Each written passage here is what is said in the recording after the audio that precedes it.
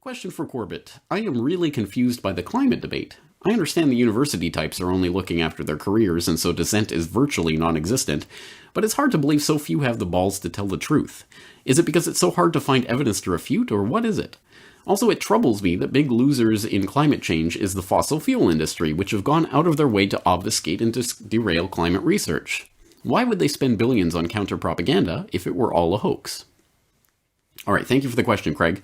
I think the vast majority of scientists generally, or scientific people who give their imprimatur, their stamp of approval to the climate change alarmism hype hysteria, do so in basically ignorance of the details of that hysteria, the details of what it is they're giving their stamp to. And I say this advisedly because it is the story that you read time and time and time again from all sorts of scientists who eventually do start questioning that climatic dogma. And when they start to arise from their slumbers and realize that they've been tricked, they're usually pretty mad about it. And there are many examples, one of which I'll point to you, Judith Curry, who was presenting at the Data or Dogma at the U.S. Senate late last year, where she gave her own testimony about how she came from being a blind believer in all things IPCC to someone who actually was looking into the science itself and finding, hey, wait, this isn't what they're saying. I thank the chairman and the ranking members for the opportunity to offer testimony today. Prior to 2009, I felt that supporting the IPCC consensus on climate change was a responsible thing to do. I bought into the argument, don't trust what one scientist says, trust what an international team of 1,000 scientists has said after years of careful deliberation. That all changed for me in November 2009 following the leaked ClimateGate emails that illustrated the sausage making and even bullying that went into building the consensus. I started speaking out, saying that scientists needed to do better at making the data and supporting information publicly available, being more transparent about how they reach conclusions, doing a better job of assessing uncertainties, and actively engaging with scientists having minority perspectives. The response of my colleagues to this is summed up by the title of a 2010 article in the Scientific American. Climate heretic Judith Curry turns on her colleagues. I came to the growing realization that I had fallen into the trap of groupthink. I had accepted the consensus based on second-order evidence, the assertion that a consensus existed. That's right, you will be called a heretic by this religious cult if you so much as dare to actually try to listen to some of the criticisms that have been leveled at this unquestionable religious dogma. It's absolutely insane to think that the scientific community is acting this way, and where there's smoke, there's fire, as people like Judith Curry and many other scientists have found when they've actually investigated this. So that explains, I think, a lot of the people on the very periphery of this issue, people who have credentials and are scientists in some field, who just understand, well, you know, obviously this is a scientific endeavor and, oh, it's the best peer-reviewed science, so it must be good, without looking into it themselves. But clearly there are people on the inside of this who are doing this work and who are engaged with this data and still believe. I think, again, I think for the most part, I don't think there are very, very many people who are involved in conscious manipulative deception here. I think that a lot of people really do believe it, and they will do those kinds of Asch conformity experiment pretzel twists to make themselves believe what they need to believe. In part, as you already, I think, said in the question, because of their already pre-existing commitment to this. This is what their career, their reputation, their life's work is based on. Therefore, it must be true. And there have been some startling examples of exactly that mentality that have been in plain black and white explained to us in so many words. And in fact, I'm writing an article right now about a scientist. One of his pieces of information was that the world's warmed by 1 degree Fahrenheit or 0.6 degrees Celsius in the last 130 years. Well, he's refusing to disclose how he came up with that number. And I mean, I personally think that that's almost criminal. If you are, what are you hiding? If it's just numbers, what's the problem? And he actually wrote an email to Warwick Hughes, the Australian researcher, said, how did you get this number? And he said, why should I share that with you? It took 25 years of my work, and all you want to do is find fault with it. That's a scary comment coming from a scientist. He's still blocking it, by the way. He's using the UK Met Office to claim that there's confidentiality.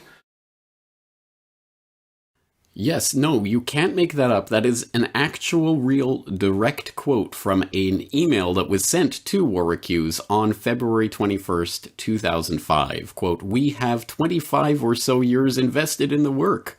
Why should I make the data available to you when your aim is to try and find something wrong with it?" End quote. Yes, a scientist said that. Not just any scientist. Want to guess who that was who wrote that email?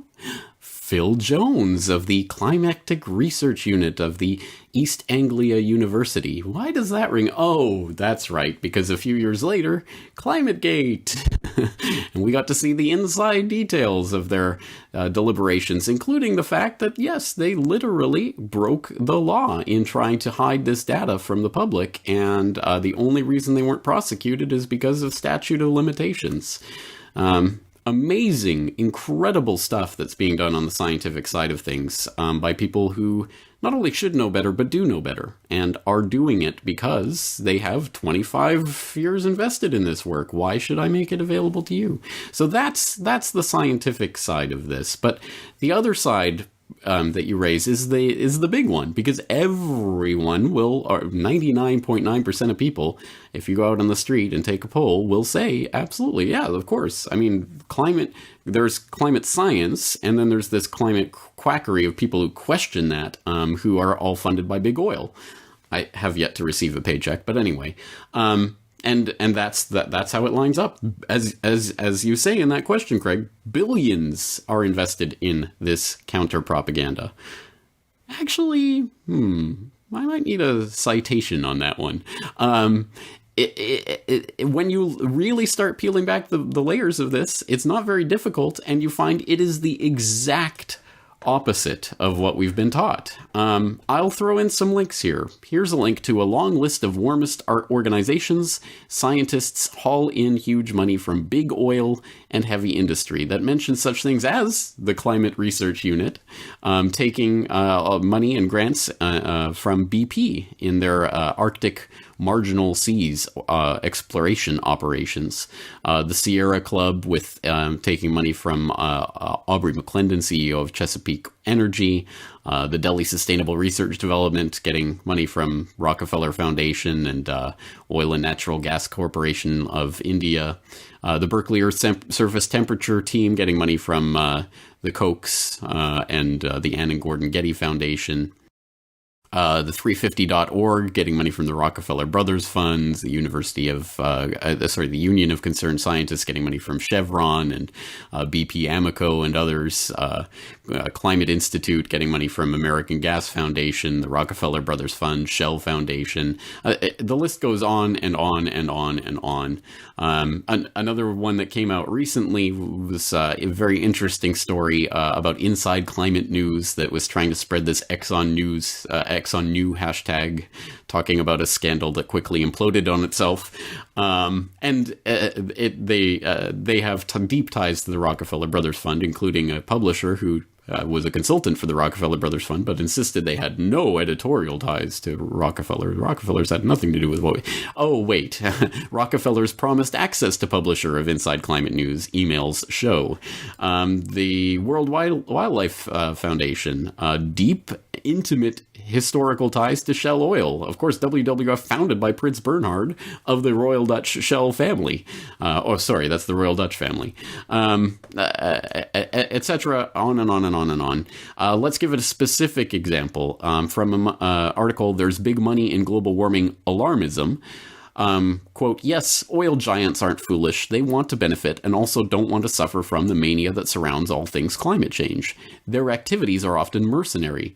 Oil companies will and do fund research that casts a bad light on coal, its main competitor, in hopes of lessening competition, but also in expectation of securing peace with activist groups.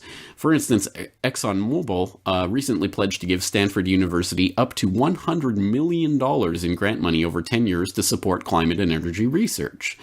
Etc., etc. Shell Oil, since 1999, handed out $8.5 million in environmental grants. Like ExxonMobil, many grants flowed to the National Fish and Wildlife Foundation, but $1.2 million went to the Nature Conservancy. The remainder was spread to several different environmentally minded groups.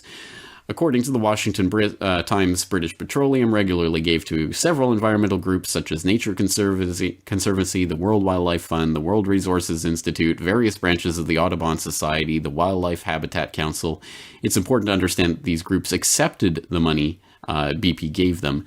The Washington Post confirms the Nature Conservancy pocketed over $10 million in cash and land contributed from BP and affiliated corporations.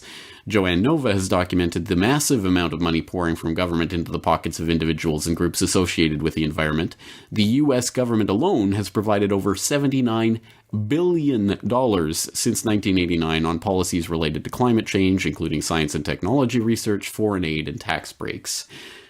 Yes, 79 billion with a B. And again, that's really only scraping the top of the barrel of this barrel of scum of various groups that are pushing this. And the vast amounts of money that are sloshing through the global system right now into this, including money from the corporate oil giants. So lots of links there to explore. Now, here's the real question, and I think the question flips back. Why is it that everyone believes this line about big oil is funding all climate denial when big oil is demonstrably and on the record providing hundreds and hundreds of millions of dollars to the climate alarmist scandal itself, and not a peep in the media about that, not a peep from DeSmog blog denouncing the Pew Research Council because, oh my god, they take money from natural gas companies and things like this. Why is that, do you think? Maybe there's a real question in there. Anyway, so this is much